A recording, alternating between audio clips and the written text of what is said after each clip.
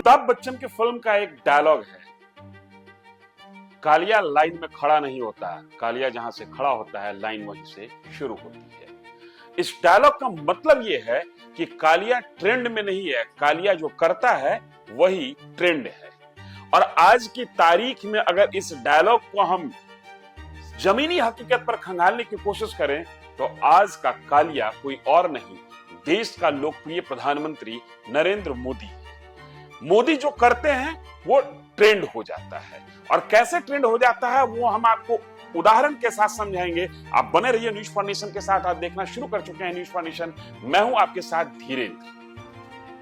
हाल में प्रधानमंत्री नरेंद्र मोदी विदेश यात्रा पर थे। इटली के प्रधानमंत्री जॉर्ज मिलोनिया के साथ इनकी मुलाकात होती है। एक टॉफी का पैकेट वे उनको गिफ्ट करते हैं। टॉफी का नाम है मेलोडी, और रातों रात मेलोडी पूरे देश ही नहीं विश्व में पॉपुलर हो गया, चर्चा का विषय बन गया। और इसके साथ कई तरह की सोशल मीडिया में मीम्स, फोटोग्राफ्स, डायलॉग्स चल रहे हैं। ये ट्रेंड सेटर का सबसे नूतन उदाहरण, नवीनतम उदाहरण है। अब थोड़ा पीछे की तरफ आपको लेके चल रहे हैं। यूपीआई। इस देश में जब डिजिटल पेमेंट की बात शुरू हुई थी तो विपक्ष ये कहता था कि एक सामान्य सा सब्जी बेचने वाला आदमी, पान की दुकान चलाने वाला आदमी, रेहड़ी वाला आदमी, दुकानदार कैसे यूपीआई में ट्रांजैक्शन करेगा, कैसे डिजिटल ट्रांजैक्शन करेगा।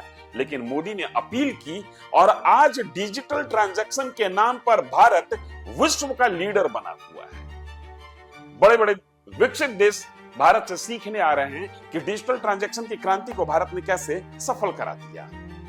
दूसरा ये खादी और स्थानीय उत्पाद।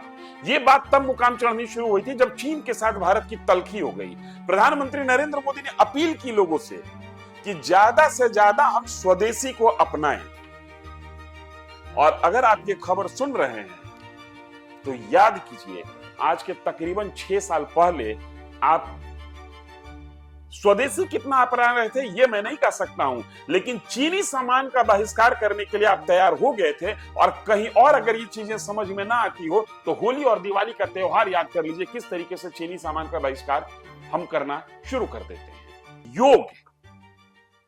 योग भारत का मूल चीज है। योग की सिद्धि, योग की रचना भारत ने की। ऐसा नहीं है, ये तकरीबन 1600-1700 साल पुरानी ये क्रिया है शरीर को शुद्ध रखने की और आत्मा से परमात्मा की मिलन की। लेकिन जब प्रधानमंत्री ने योग दिवस के लिए लोगों को जोड़ दिया और यूएनओ से 21 जून को योग दिवस के तौर पर मान्यता दिला दी, तो आज क्या शहर और क्या गांव, सुबह सुबह हर खाली जगह पर, हर पार्क में नौजवान, बड़ा बुजुर्ग सब आपको योग करते दिख जाएंगे। ये शायद नरेंद्र मोदी की अपील की ही ताकत है। Make in India. जब प्रधानमंत्री नरेंद्र मोदी की सरकार ने स्टार्टअप्स और मेक इन इंडिया की वकालत की तो कुछ लोग हंसे कि ये वो देश है जहां पर सुई भी मेड इन इंडिया नहीं होता है। हम लगभग अपनी आवश्यकता की 90-95% सामान विदेश से आयात कराते हैं।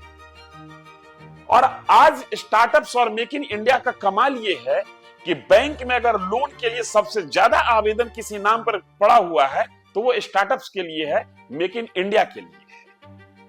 ये प्रधानमंत्री नरेंद्र मोदी के अपील की ही ताकत है। थोड़ा सा बात राजनीतिक हो जाए।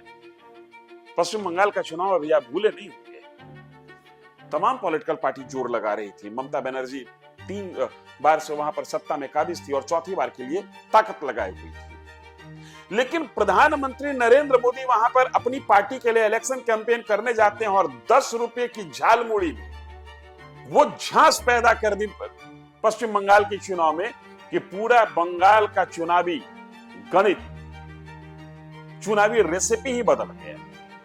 जो लोग ये कहते थे कि किसी भी सूरत में ममता बनर्जी को हराना पश्चिम बंगाल में मुश्किल है, झाल मुड़ी प्रधानमंत्री ने 10 रुपए का खाया और ममता बनर्जी उस झाल मुड़ी के साथ साफ हो गई। अब थोड़ा सा कोविड के दौर को याद कर लीजिए।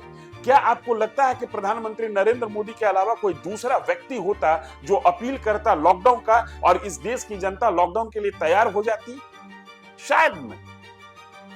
ये प्रधानमंत्री नरेंद्र मोदी की अपील, उनकी लोकप्रियता, उनकी स्वीकार्यता का ही परिणाम था कि प्रधानमंत्री टेलीविजन पर आते हैं और कहते हैं कि देश अगले 3 सप्ताह के लिए लॉकडाउन की स्थिति में रहेगा, जो जहां है वहीं वो रह जाए, और पूरा देश उनके साथ हो लेता है। नोटबंदी को याद कीजिए, कितना कुछ संकट हम लोगों ने नहीं झेला, बावजूद इसके प्रधानमंत्री की लोकप्रियता पर मुहर लगती चली गई। 2016 में नोटबंदी हुआ और 2017 में उत्तर प्रदेश के चुनाव में बीजेपी को जिस तरीके से अपार बहुमत मिली, वो अपने आप में इस बात का प्रमाण था कि नोटबंदी के फैसले के साथ देश प्रधानमंत्री के साथ खड़ा रहा। और आज बिल्कुल नया ईरान इजराइल अमेरिका वॉर के मद्देनजर प्रधानमंत्री ने अपील की है वर्क फ्रॉम होम की, और कई बड़ी बड़ी कंपनियां वर्क फ्रॉम होम के लिए तैयार हो गई। प्रधानमंत्री ने अपील की कि तेल आयात पर संकट गहरा रहा है, लिहाजा तेल का खपत कम कीजिए, और कई लोग रातों रात इलेक्ट्रिक व्हीकल खरीदने के लिए और इलेक्ट्रिक व्हीकल कैसे लिया जाए इस पर विचार करना शुरू कर दिया। प्रधानमंत्री ने अपील की कि सोना मत खरीदिए, 1 साल के लिए रुक जाइए। सोना खरीदने के कारण विदेशी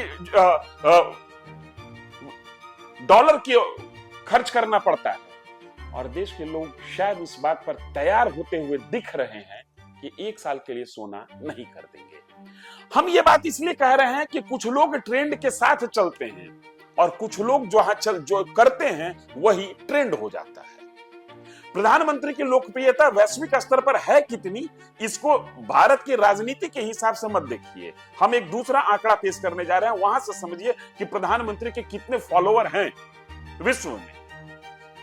ट्विटर पर प्रधानमंत्री के फॉलोअर की संख्या 10 करोड़ 60 लाख है, इंस्टाग्राम पर 10 करोड़, यूट्यूब पर 3 करोड़, फेसबुक पर 5.4 मतलब 5 करोड़ 40 लाख, और व्हाट्सएप पर 1 करोड़ 17 लाख। शायद विश्व का कोई भी नेता आज की तारीख में वैश्विक स्तर पर इतना बड़ा फॉलोअर का चेन नहीं बनाए हुए। यही कारण है कि प्रधानमंत्री एक अपने विदेशी समकक्ष को जब मेलोडी ट्रॉफी गिफ्ट करते हैं तो मेलोडी रातों रात पूरे विश्व का एक नया धुन बन जाता है, एक नई मेलोडी बन जाती है। हालात तो ये हो गए कि मेलोडी स्टॉक एक्सचेंज में लिस्टेड नहीं है, मेलोडी के नाम से एक दूसरी कंपनी स्टॉक एक्सचेंज में लिस्टेड है, और जैसे ही ये मेलोडी पब्लिक डोमेन में आती है, प्रधानमंत्री मेलोडी गिफ्ट कर रहे हैं मेलोनी को, जो कि इटली की प्रधानमंत्री हैं।